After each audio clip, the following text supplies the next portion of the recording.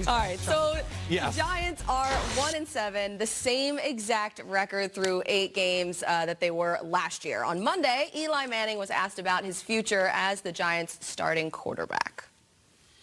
I've always been a team player and do kind of what I'm told, and you know, I expect and want to be the starting quarterback and until I'm told differently. That's what the coach does. You know, in a bye week you evaluate everything, so that's part of his job. So who better to talk Giants football than the man who was the Giants draft boss for over a decade? Please welcome to the breakfast table. We have Mark Ross with us today. What's up, buddy? Hello. Former Hello. RV. Well, yep. Glad to be here. Gotta get your proper. Gotta get your proper. Good try, man. Walmart special. Just picked it up on the way. Wow, they do good tailoring, huh? We have a suit guy. Well, we don't have the same guy, but we have a suit place. So Mark and I might go there after the show. Oh. Kind of, you know, if you want to come, they have ladies' clothes there. You can come. I can't. Do they? I don't know if you want to co-sign with No, man. He always tried to copy my style when I was up in New York. I do, and it hasn't worked. It never hasn't worked. I think it's the hair. I think that's what. Is that it? Is that the? Yeah. We talked about Eli Manning. Hold on, Mark was the former VP of player evaluation for the Giants, and also with the Eagles and the Bills as a scout personnel. Scout, director of college scouting. So how many years? Intern, all How many that. years have you About been? 20 plus. Started in 97, 96 as an intern. Worked a couple internships. Worked my way up. Scout, area scout, director of college scouting, And just kept now, going at it. a guest professor yesterday at the Wharton Business School at Penn, speaking to a sports management class. Yeah, I How had did to that choke go? my pride as a Princeton grad going to Penn. It was tough for me to give all my knowledge to them, but I had to do what I had to do. Now a good friend runs a class, and he's been wanting me to come down, and it kind of worked out good to couple this with this, and really good class of students. And back it to was fun. school. That's cool. There you go. It's a theme for today. It's refreshing. Speaking of school, on a sabbatical, I mean, you plan to return to the NFL in some capacity right now. Yeah. So are you sitting there still watching tape of current players, college players? How are you handling it? Yeah, you know, really, when you have a year off, when you're in it, you're just so immersed and you're so stressed every day. And then you don't even realize how stressed you are until you're out of it. So now I can just kind of sit back and enjoy my family, enjoy friends, be a real person, but also look at the game from a different perspective and kind of reconnect with the love that you have when you come up in the sport, as opposed to every day you're just like, are we going to win? Are we going to win? Are we going to win? You know, Sean knows how it is. You guys know how it is. It's just, and you just forget about what real life is until you're out of it. And now I'm just reconnecting in a different way and seeing the game in a different light. So you're seeing the game in a little different way. What are you seeing with Eli Manning? He's been sacked 31 times. Some say he should be benched. What do you think is the best plan moving forward for Eli then? Well, you know, it's just you got to move forward. In the NFL, you got to move forward. You got to be ahead of the curve. You can't go backwards. So at this point, I think everybody kind of knows you got to move forward. You got to move on. If you want to win, what's your goal? Is it to win, or is it to make people happy, or sacrifice other things to keep reputations in line? So moving forward, what would you do? Would you bench him now, or would you? Well, I think that's what you have to do. You have to see. I mean, this is the state they're in now, where their hopes are in Kyle Lauletta, 4th-round pick from Richmond. So that just kind of shows you, wow, this is what we're really banking on. So they can't get worse. I mean, they're 31st, 29th, 30th in all these stats. So you can't get worse. So you might as well try something different and see what happens. Mix it up. They went with Saquon Barkley at number 2. I know some people have talked, should you have gone quarterback there or whatever. Right. When you look at Saquon himself, I mean, what kind? This is a generational talent to me. Right. Do you see the same kind of things with Well, yeah, he's a phenomenal talent. You can't go wrong with the talent. I mean, the guy is big, strong, fast. You've seen what he's done already to make plays.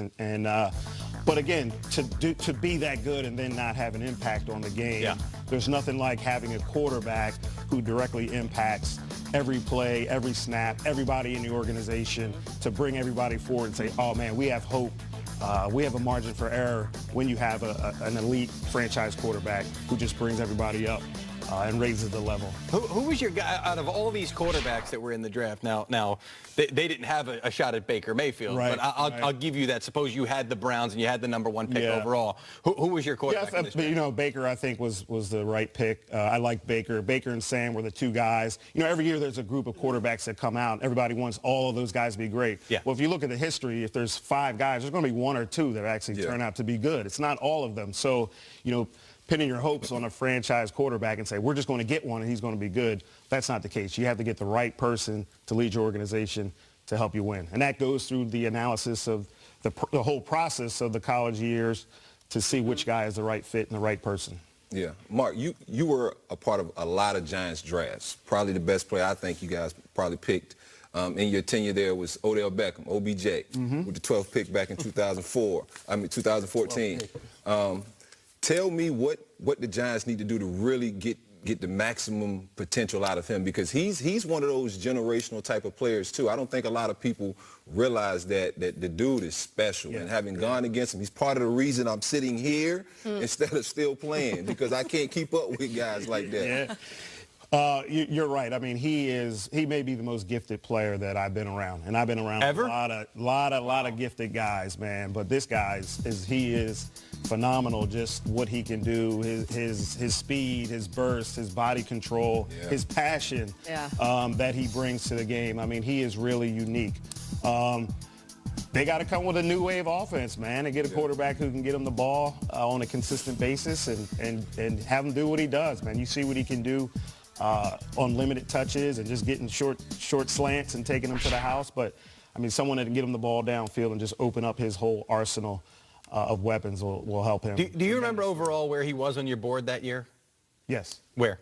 I can't tell you that. Come on, you're Hey, I'm over here like this too. He was number one. He was number one. Really? No, he wasn't. He wasn't, but he was high. He was higher than 12th. I mean, he was a lot higher than 12th. Why wasn't he top 5? I mean, if you redrafted there, he would be. Why do you think a lot of maybe? Right. Well, he was a little slender, and then he also played with Jarvis Landry. Yeah. And he didn't get a whole lot of touches. Yeah. Jarvis got kind of the meat and bones of a lot of touches, and Odell was really just kind of a specialist, get 5 catches a game or so. Yeah. They had Zach Mettenberger as the quarterback at the time. right. Their offense really was not that good despite having all those guys. So it was, not great production, a slender frame.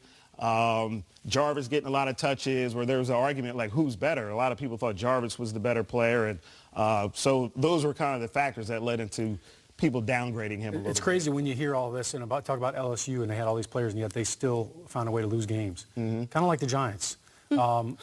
We're talking about Saquon, Odell Beckham, probably 2 of the best players at their position right now in the NFL. Right. So I'm sitting over here, and Mark, you're a guest on the show, so I'm not going to come at you, but I disagree with everything you're saying right now about Eli. And you know how to build a team.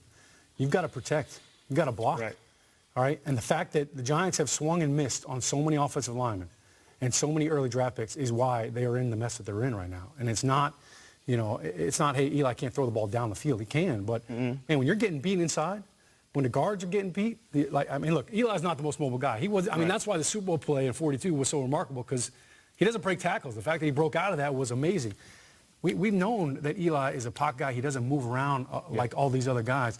And I look at this and I say, okay, what quarterback, do you think a young quarterback would have more wins right now given this offense and the lack of protection in the pocket right now? Yeah, so, I mean, in this day and age with playing quarterback, when you say sit in the pocket and do these things, that's not reality anymore. That's not the way people play football anymore. The way you play football is Tom Brady you have to be able to, but you watch Tom, he moves in the pocket, he slides, he creates space for himself. He was only sacked 7 times going into last night's game, so they protect him. Yeah, I got you. But his left tackle is playing with the Giants now from last year, Tom Brady's. He's playing with a guy that from another team.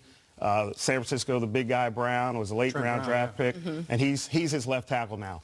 They're just moving parts. Tom Brady, like I said, a franchise quarterback, great guy, raises the level of everybody else, and everybody doesn't have great offensive lines. Deshaun Watson has a very subpar offensive line, but the things he can do, he masks the deficiencies of the O-line. He had to take a bus ride, 13-hour bus ride, though, to a game. Like he almost so much. Okay, so let's move it forward now. You know Pat Shurmur. You guys were together in Philadelphia. Right. What does Pat Shurmur do to fix all this stuff? And they got the bye week obviously right now. So, but how can he help that?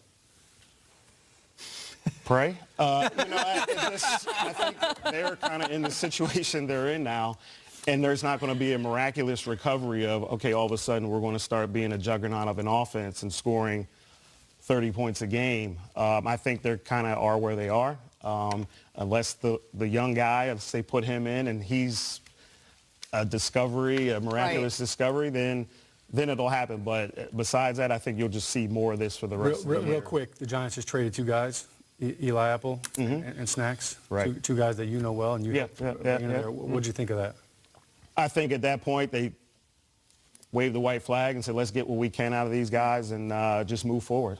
Economical. Well, they've got a couple of young guys that they like. They can play on the defensive line, and Dalvin Tomlinson. You drafted him, right? Dalvin. Yep. And B.J. Hill as well. They think those guys. So that was the reason for the Snacks move. Eli Apple needed a fresh start. I just really believe that. That thing was rocky for the jump there. And I think he looked good. He did. With the Listen, Saints. he's got ability. He's around all his Buckeyes over there. Yep. Right, Saints, that's true, So that's that's the right. perfect situation for him down there in New Orleans. Yeah, so a lot to work out there with the Giants, but we'll see how that kind of works out. Thanks so much for coming Professor in here. Mark. Like, this is great. Thanks for stopping by. Yeah, we'll talk to you again soon, and we're going to talk about the Giants more coming up. We're going to talk about the trade deadline coming up.